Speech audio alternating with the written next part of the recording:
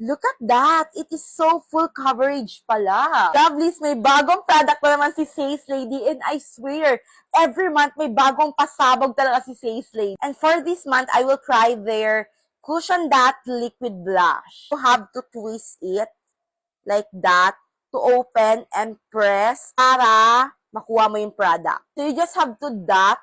Ayan. Let's blend this out, guys. Oh! Ang ganda!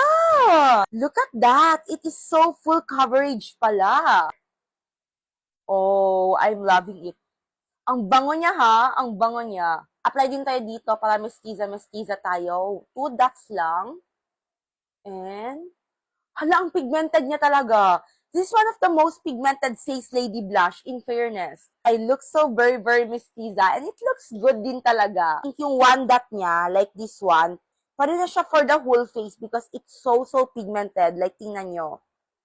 Oh, di ba? I'm using the shade D01 pala ha. This is a light rosy pink shade. Also considering the fact that this is just a light pink blush and it's so pigmented. What more na yung mga dark to red shades sila. It will be so pigmented at ang tipid-tipid niya din palang gamitin. So, labi naghahanap ka ng mga pangmalakasan na blush, yung pakak na pakak, yung napaka-pigmented. Kahit konti lang ilagay mo and gusto matipid sa blush, this newest blush from Says Lady is for you, lovely.